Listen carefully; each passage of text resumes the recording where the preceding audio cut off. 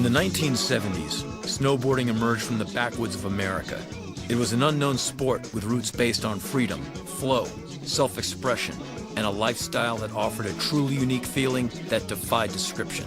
During its brief but chaotic history, snowboarding would battle the establishment, overcome prejudice, and fight to keep its soul. And in just 25 years, it would spread around the world and change the face of sports as we know it today. Snowboarding is so young, and it came about so quickly that there wasn't really a chance for the history to lay itself down and be concrete. Any town you go in the U.S., there's always some old-timer that comes up with a story like, oh, I was the first guy to ever snowboard. I took a water ski and I cut the back off and I put a rope on there. I invented snowboarding. I'm one of those guys, it's like, I'm not the inventor. I'll never say I'm the inventor. I'll never say I'm the first. There's always been somebody before you that's had the same idea or something similar. To me, it was more of an evolution. Snowboarding's been around longer than any of us even know, maybe over 100 years. I believe that snowboarding is more about the pioneers that started it. You know, Jake influenced the growth of snowboarding on the East Coast. Tom Sims and Chuck Barfoot influenced the growth of snowboarding on the West Coast. And then a sport was born.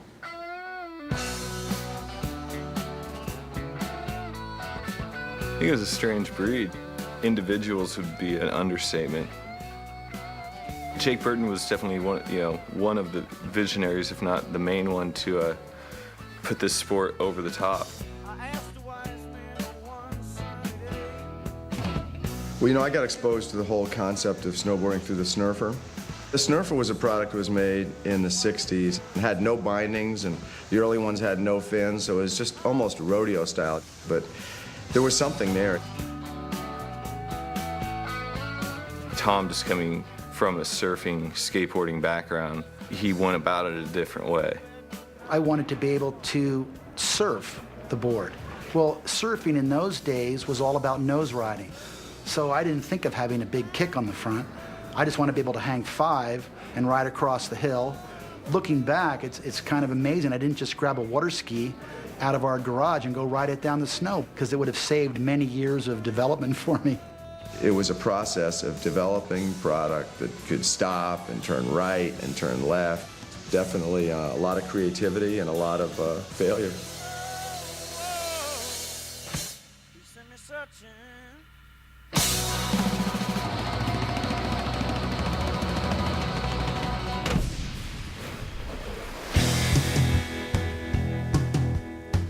By the end of the 70s, the pioneers had firmly laid down the roots, but snowboarding's future and its survival remained uncertain.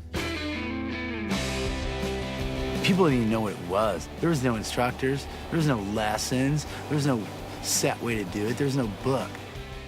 There was so much variation in where it was going, because snowboarding wasn't really a sport yet. There was only a few of us doing it.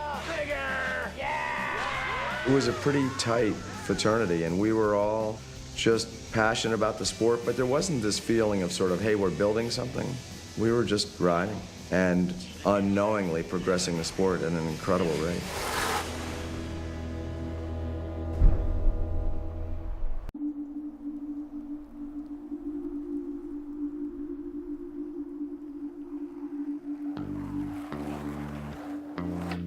The next wave of snowboarders was inspired by the hard-charging skate and punk movements of the 80s. These anti-establishment influences would fuel a clash of cultures that would last for over a decade. Snowboarding was a direct descendant of skateboarding. I mean, definitely surfing had its place in influencing what snowboarding did, but as soon as people figured out how it would actually ride on snow, they wanted to do skate tricks.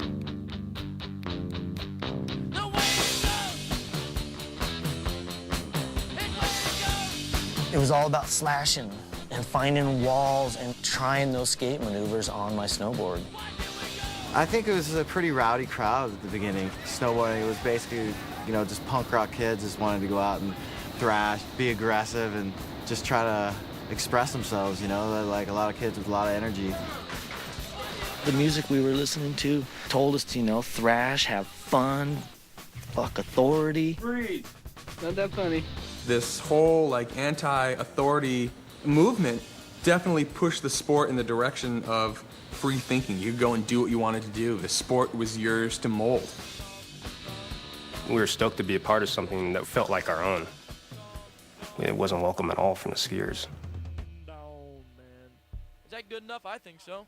I think when snowboarding came along and the skier establishment saw this new thing that they really didn't understand, they couldn't help but reject it and try to ban it. I remember the first day we went snowboarding, we weren't allowed on the ski lifts, so we hiked up along the side of the run. And I remember getting heckled from the skiers and that look like, what are they riding on? There was less than a half a dozen ski areas that allowed snowboarding on planet Earth in 1982 and 1983. The ski industry thought that this was a fad. We want nothing to do with this. I'd get letters from ski companies saying, you know, stop making these things. We knew we were entitled to it. I think there was this feeling was that it was going to happen. But yeah, when big resorts caved in, you'd get a phone call and it's like, hey, we can get on Vail. And it's like, no way. And it was such cool news at the time.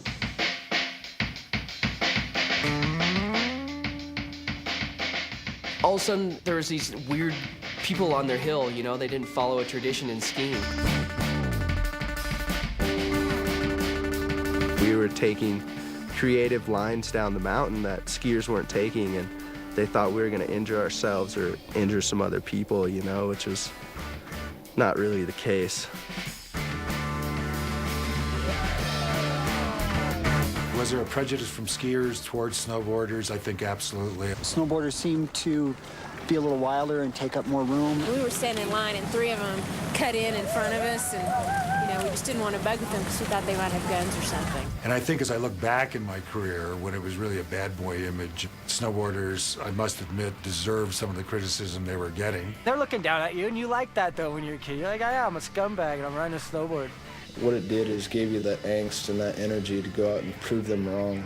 You know, prove to them that you could go out and enjoy it just as much or more than they could. There were some behavior and attitude problems. There was a lot of language from both sides. I hope you get hit in the face. You're an asshole to everyone who goes by here. You got a kid with a lot of freedom in his mind, and someone turn around telling him, you know, I hate snowboarders. So he turns around and is like, I'm gonna do what I want, and then it turned into like almost a mental war. They just weren't ready to let go of their skis and get on a snowboard. Even though I'm a little bit of a geezer, I've been snowboarding myself full-time for 6 years. I've never been back on skis. I took it up when I was 60 and just ride with all the young guys around here. It's great. I mean, I've been totally hooked for 6 years and I just don't ski anymore.